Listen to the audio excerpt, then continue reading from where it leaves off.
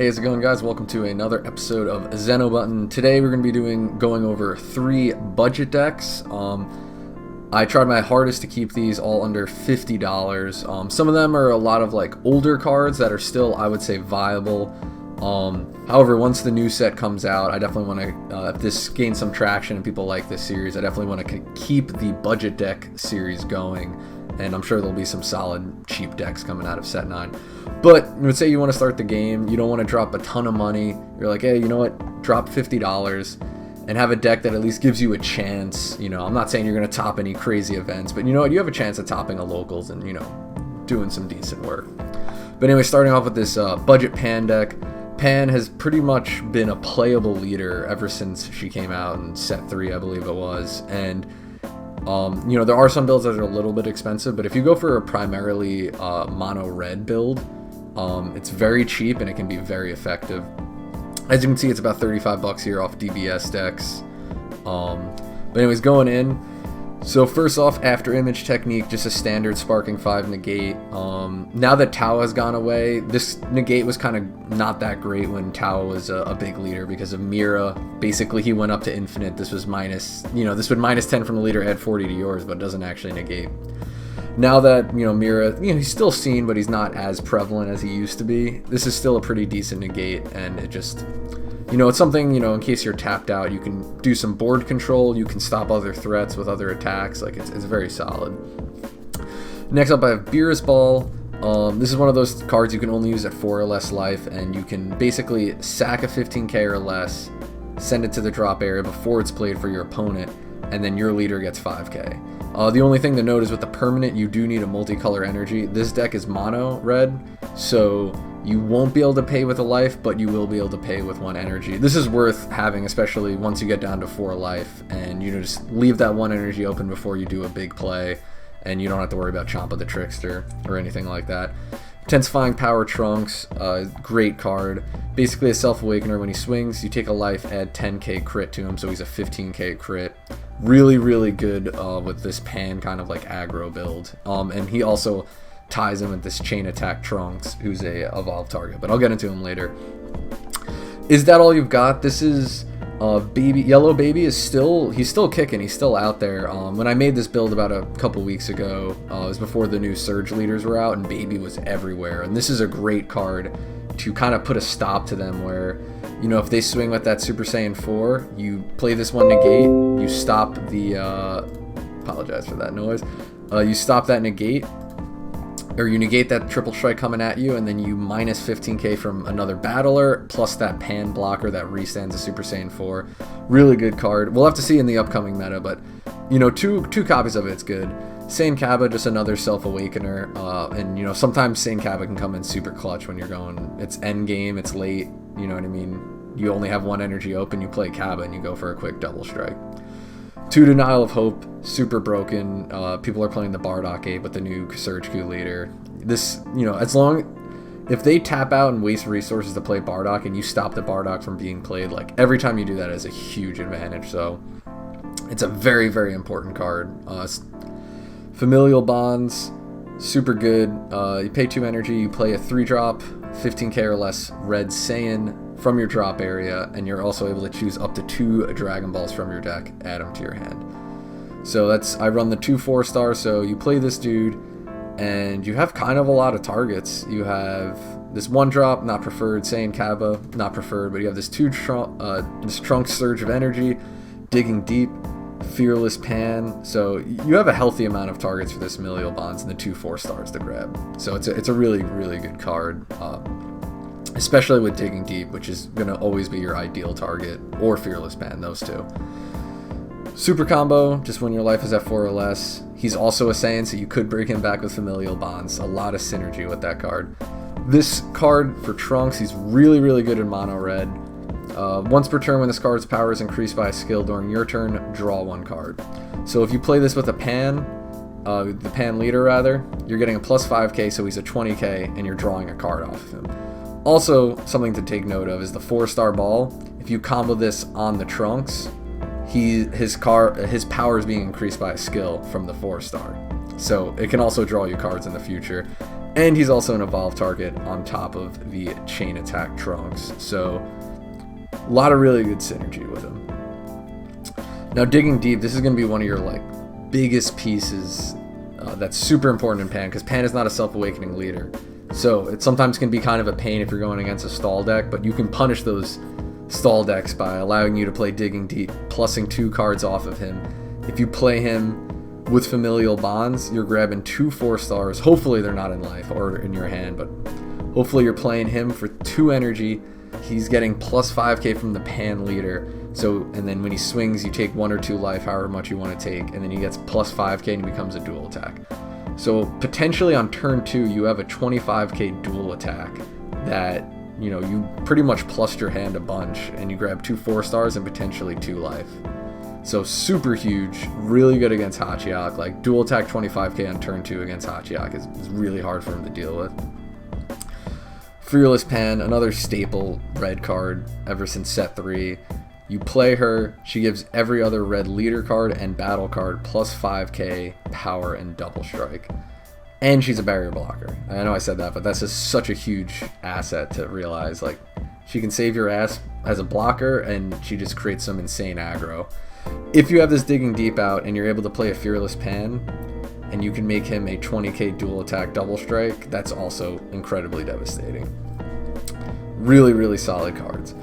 Further in Destruction Champa, I run 3. A lot of people run 2. I think 2 would be fine. And like I said, just take this build with like a grain of salt. You know what I mean? This is not like a perfect build or anything like that. This is just like a standard kind of mono red, nothing too crazy. If you're feeling, I was trying to keep most of these decks mono color, just assuming that it's a newer player. I think mono colors are a little bit easier to get into, and you don't have to worry like, oh, I'm missing this energy, I'm missing that energy. Just nice and simple, keep it, you know, one color.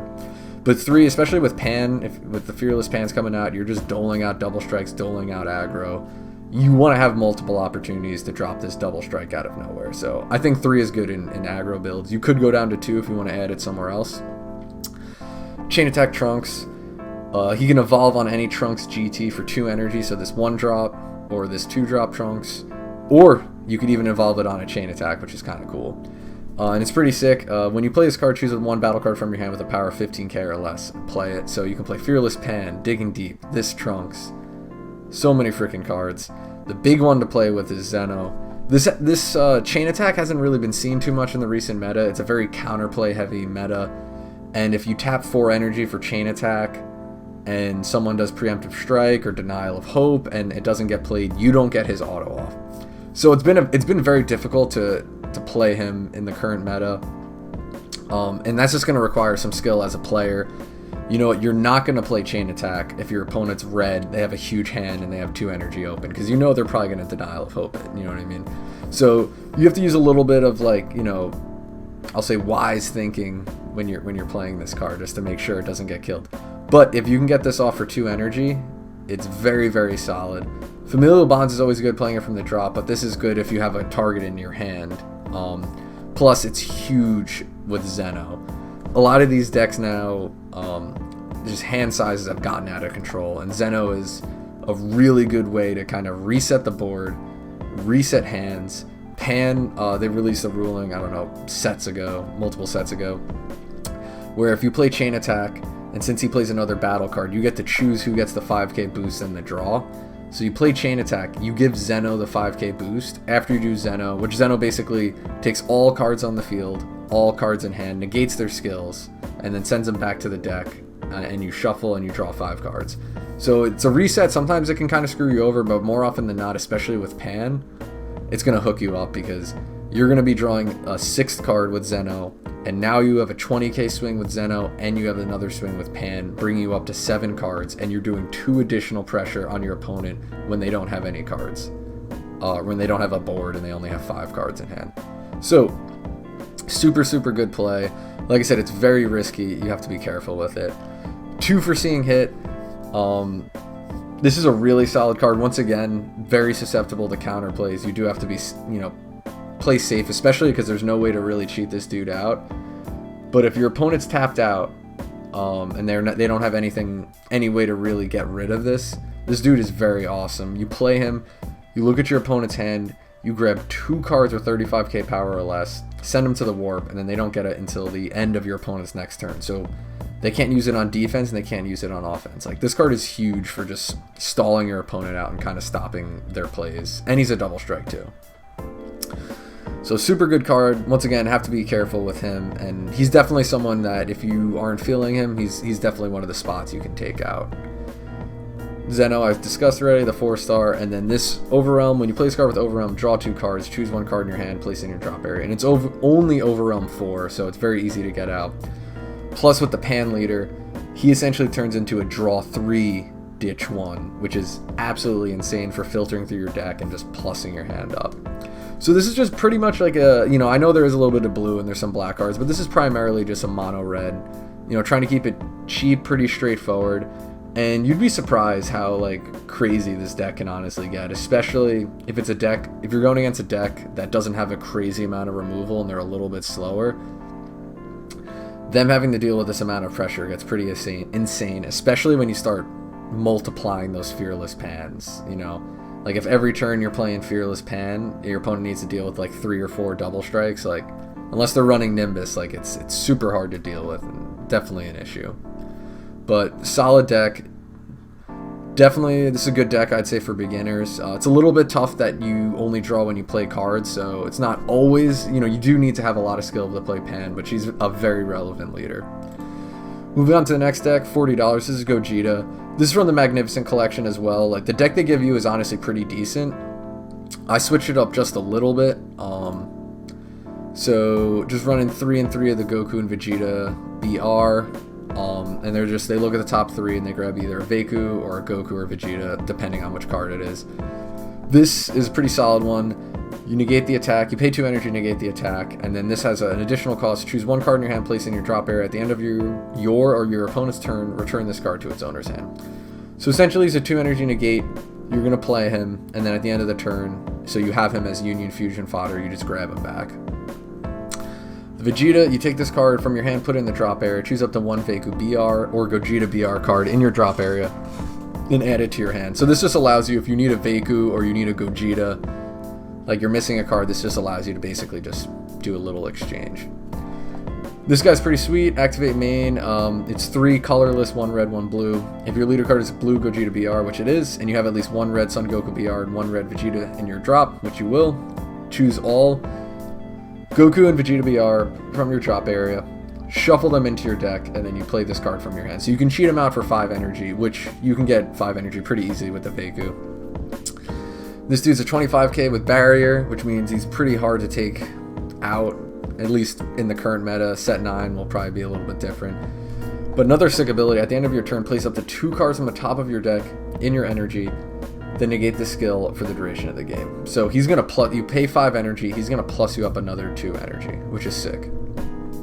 And in addition to that, this dude, you choose 2 red cards from your hand, place them in your drop area, and you choose a red. You can evolve this guy on a Gogeta BR with energy cost of 6, which this is. It's red and blue, but that includes red. This dude's sick. He's a double strike. He can't be KO'd, and he can attack battle cards in active mode. And then when you evolve this dude on top, if there are no battle cards in play in your opponent's battle area, choose up to 2 cards in your opponent's life, place them in the drop area, and you can't play this dude for the duration of the turn. So literally, if your opponent's board is wiped, you play this guy, they're warping to life. So that's a pretty crippling thing. He can't be KO'd. However, he can be sent to the warp. There's a lot of ways to get around this dude, but definitely a pain in the ass. And his auto is basically, when this card attacks battle card, switch this card to active mode. So he's basically an unlimited, he's going to wipe the board out. The only 2 real ways to stop that from happening is red minusing negates and a time magic or flying nimbus. 4-dimension magic, just a standard blue negate, sparking 5, untap 2, it's 6. Senzu Bean, I don't even need to go with this. If you're a new player, this card is insane. You tap 1 energy, untap 2, add 5k to any of your cards. Super amazing on offense, super amazing on defense for extending plays, for anything. Like, it's crazy. 2 Mafuba, this card it's still somewhat in the meta, but sometimes it kind of falls out, and it's just important to realize how insane this card is. It's an answer to so many cards, some massive monsters attacking you and you don't know what to do with it. Slap this Mafuba on, it's 1 blue, 1 any other color, and you don't have to worry about that threat for a couple turns. North Kai super combo, you could play whoever you want. North Kai is pretty cool. These two dudes are Union Fusion targets for Gogeta. This Goku's from the Magnificent Collection. He's pretty decent. The Burst 5 is very costly. I wouldn't normally do that, but if you're desperately trying to Gogeta your opponent, you can play this dude, then at the end of the turn, Burst 5, and then place one of your opponent's battle cards at the bottom of their owner's deck, then return this Goku to hand, so it's pretty solid Union Fusion target. Now you could use at all cost Vegeta, or you could also use Deadly Defender Vegeta, who's the 3 energy 20k, who if he's in rest mode, he can, your opponent can't attack your leader. That card's very good. At all costs is also very good, especially when you get high energy totals. You're going to play this dude, draw one, and choose one of your energy and switch to act mode. So you're basically playing this dude for 3 energy, drawing a card. Then you take 2 cards from your life, and then he gains 3k for each energy, and you can pop a card, and he gets triple strike. Super good way to honestly sometimes like cinch out that victory. Like your opponent's like tapped out, they think, you know what I mean? They're tapped out, they don't have sparking, or they don't have a lot of cards in hand, and you just want to really apply some pressure. This dude is fantastic, and also Union Fusion target. This 5-drop Gogeta, Ultimate Fusion Gogeta, double strike, you can Union Fusion for 2 blue, 2 colorless, 1 Goku Vegeta. I would say it's not worth it. I think it's better to just pay 5 to play him, because you're wasting 2 cards from your hand to play this dude. But if you just play him outright, when you play this card, draw 2 cards, which is sick, and then choose up to 2 of your opponent's battle cards, place them at the bottom of their owner's deck in any order. So you have some pretty decent board control, and then you have a 25k double strike coming out on top of it. And he only needs Sparking 5, and Sparking 5 is a very reasonable number to get to, honestly, without even trying to burst or anything. Like, after a couple turns of defending, doing whatever you're going to be doing, like, you will get to your Sparking 5. Vaku, Union Fusion 3, Defective Fighter. I don't know, I said that out of order. Basically, you're going to be using all these dudes as Union Fusion. This dude's a barrier blocker. When this card is KO'd, if your leader card is a blue Gogeta BR, you take 1 Goku, 1 Vegeta from your drop, add them to your hand, and if you added 2 cards to your hand, add 2 cards to the top of your deck to your energy. So he's basically going to ramp you up, so it's pretty sweet, honestly. This dude is susceptible to Crusher Ball. In the new set coming out, there's a lot of minusing attack cards. Like this deck, it can be very good. However, with the new set, if you're playing, your locals has a lot of coolers, this deck is going to suffer kind of big time, because if you minus attack power, it doesn't count as a KO, so you don't get the energy ramp. So this is another thing to keep in mind. The final 2 cards, Gogeta is 7, most commonly known as, but actual official title, Gogeta Hero Revived. Triple Strike, Union Fusion, 3 colorless, 1 and 2 blue, 1 Goku and Vegeta. These 2 dudes right here. And just so you guys know, these are Goku Vegeta BR, and these are just regular Goku Vegeta for the newer players. Just make sure you know they're different. So these Gogetas down here are for regular Goku Vegeta. These Gogetas up here are for Goku and Vegeta BR. So that's just something to keep in mind. Make sure you're, putting the right cards for Union Fusion.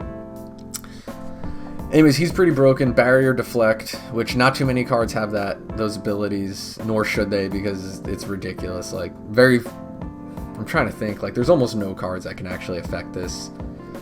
The 5-drop Double Strike Crit Freeze, I think, is one of the only cards that can negate this card's skills. But anyway, Sparking 10, and Sparking 10 is big to realize, because that is a huge amount of cards in the drop, and unless you are purposely striving to put cards in the drop, like, it takes a while to get to Sparking 10. But when you play this card, if you have 5 or more energy, choose 1 card from your life, place it in your drop area, so you have to crit yourself, and your opponent shuffles all cards in their hand into their decks, then draws 3 cards. So this card is insane, especially if your opponent doesn't have a board. Resetting their huge hand while this doesn't affect you at all is just absolutely ridiculous. People hate this card. It's not an auto win if you play it, but it puts you in a super, super good spot. Really, really insane card. But anyways, that's kind of this deck right here. It's pretty decent. Like I said, in the newer Set 9 coming out, I'll probably be doing another budget video when Set 9 comes out to see what the meta is and other, decks that can kind of somewhat compete in the meta without just automatically losing to the new stuff. But still, right now before Set 9, this is a pretty decent deck. And even with Set 9, as long as you're not going against cooler, or even if you are, maybe you just try a different method. Moving on to the final deck, Budget Slug. I don't know how. I think this price is actually pretty accurate. Like, these cards are cheap. I don't know if it's $15 cheap, because DBS decks is usually pretty accurate, but they might be off a little bit. But for the most part, this card is freaking cheap. $15. And once again, I was trying to keep this mono green. I definitely want to delve into trying to do a blue-green build, but that one would definitely be a little bit more expensive than Android 16. But $15. I actually made this deck a few weeks ago before Tau was announced to be banned. So I think Slug can definitely do some damage now that hand destruction is not really like, you know, you don't have to worry about this card that just comes in, ruins your game plan. You don't have to run that Krillin that pops barrier. Like, you don't have to sweat anything. You can just focus on pure hand destruction. Oh, and I completely realized I just kind of bypassed what the other leaders did, but just going back to Pan, basically when you play a card, it gets a 5k boost, and if it's 20k or more, you draw a card. Same thing on the back. And then the Gogeta, he looks at 5 cards. You grab a Goku, Vegeta, or a Vaku from top 5. Then on the back, you can pay 2 energy, and you choose one of your opponent's battle cards, place it at the bottom, and then you can sack one of your own energy and draw 2 cards. So I apologize I didn't go over the leaders. I definitely should have done that. I will, however, do that with Slug. On the front side, activate main. Once per turn, choose 1 card in your life, add it to your hand. This card gains critical for the duration of the turn. So crit's pretty decent. It kind of sucks you're not drawing from your deck a little. You know, a lot of the decks I realize that just draw from life. Like, if there's stuff in your deck, like, it sucks when you can't thin your deck out at all. But 10k crit is pretty awesome. When your life is at 4 or less, you may draw 2 cards and flip this card over. And then when he attacks, he draws 1, just standard. And then his activate main is place 1 card from your hand in the drop area. Your opponent chooses 1 card from their hand, place it in their drop area. So basically, it's a 1-for-1. You're like, how is that helping me at all? But if you're doing hand destruction, like, your hand might not be huge, but if you have a 5-card hand and your opponent has a 2-card hand, you drop a card. Now it's 1 card versus 4 cards, and like, I know it doesn't sound like a big difference, but honestly, it is a pretty big difference. Moving into the deck, Double Strike Champa. When you have a leader with crit, you gotta do Double Strike Champa. Like, it's just, if you have room for Champa, like, you should always add it to your deck. That surprise Double Strike coming out of nowhere is usually pretty awesome. Focus Breakthrough. This is similar to the Beerus Ball from Pan, except it's an energy cost of 3 or less. This is really good to get rid of all those counterplay cards, just to save if you play a big boss monster. But once again, realize we don't have multicolor energy, so you will have to pay 1 energy, and you have to wait till 4. But since you're a self-awakening leader, and people don't want to deal with the crit, they're going to do their best to, you know, they're going to get you down to 4 if you don't do it yourself. So, very solid card. Will be live by probably turn 3 latest. Turn 3 or 4 latest. Sacrifice. This is, if your leader card's a mech game, you can just play this card and you negate the attack by taking 1 life, or you can just pay 1 energy. But this is the sick thing about this card, is it's always live no matter what, because your leader is always in a mech in. So I kind of added probably a little bit more negates than maybe necessary, because I have 6 negates, which isn't a terrible amount. But when I built this, you know, baby was the huge meta. Now things are shifting a little bit, but sacrifice is honestly never a bad negate. Shocking Death Ball, it's Sparking 5, just for a little bit of board control. Usually you don't really get the effect that much, so that's why I went for more Sacrifice instead of Shocking Death Ball, because usually the popping a 2 or less, it doesn't really happen. If it does, it's not a big deal. And I'd rather just have a negate live at all times, especially, yeah, if you're going against Baby and they bring that Triple Strike Ape out turn 2. I definitely would rather take 1 life than take 3 life, so. Urgent Aid Kami, you're not untapping any energy, and this one just stops your opponent from switching energy to active mode. There's a lot of untapping with energy, a lot of Senzu being out there, and you know, you want to have some answers to it to prevent your opponent, especially like on defense, you know. Well, yeah, it has to be during their turn, so this only stops them offensively. So forget the defensive part, but this stops them from coming at you really hard. And honestly, if your opponent forgets about it and you're able to blow up one of their energy, like, that's pretty huge. Especially if it's not a ramp deck, then, you know, losing an energy is massive. Wings the Morale Booster. He's basically the heart of this engine. You pay him for 1 energy, you can only have 1 in play, and it reduces the energy cost of Slug's armory cards in your hand by 1. So this is how you kind of cheat your dudes out. Lord Slug, when you play this card, choose with the 1 Slug's army from your deck with energy cost of 4 or less, add it to your hand, then shuffle your deck. So if you have this wings out, you can play this dude and you can kind of just select which Slug's army you need for 1 energy, and he's at 10k, so you could apply a little bit of pressure with him. Not bad. Namekian Duo Soundle, if your leader is a green Namekian, your life is at 5 or less, draw 1 card and this card gains plus 10k. So you could also run, I can't believe I'm blanking on his name right now, but Broly's dad, Paragus, there it is. He is overall a much better negate, but this dude here, he's a Namekian, so he's searchable with this Assimilate, which I'll just go over now. So you can search out green or yellow Namekians, energy cost of 2 or less from your deck or hand. From your deck and add it to your hand. So you can search this dude, you can search this dude, you can search this dude. So you have 10 targets, right? This always helps bring out bring your sparking up. It helps you filter your deck out. So you have this in hand and you're like, all right, I need a super combo. Boom, super combo. I need to search out a Lord Slug. Boom, search it out. I'm going up against a blue deck. Oh, I really don't want him untapping offensively. Boom, Urgent Aid Kami. And since this dude is a 5 life or less, you know, it sucks that he's printed as 0k. That can really hurt you in some matchups. But since he's 5 or less, if you're at 5 life, or you're going from 6 to 5 life with your leader, you swing, combo this dude to 20k, play a Champa, you have a 30k double strike crit, and you didn't lose that much hand advantage because you were able to play the super combo. So I'm a fan of it. You can definitely run Paragus. If you do that, I would probably take the Assimilate out because you have less targets, but definitely a solid card. Moving on, Preemptive Strike. This was kind of the first counterplay. If your leader card is green, the battle card your opponent is playing has energy cost 4 or less. It is placed in its owner's drop area instead of being played. Really solid. Just able to, your opponent taps 4 energy, you tap 2. Their play gets just dismissed. Super awesome. Zooin the Loyal. Basically a free blocker if you have a Lord Slug card in your battle area leader area, which you will always have leader area. You can play him. And once again, this is going back to the huge baby meta. Just some free defense. Definitely don't need this card, but honestly, free blockers almost never hurt. This dude, Anguilla, Adonic Warrior, and Anguilla, I'm not 100% sure.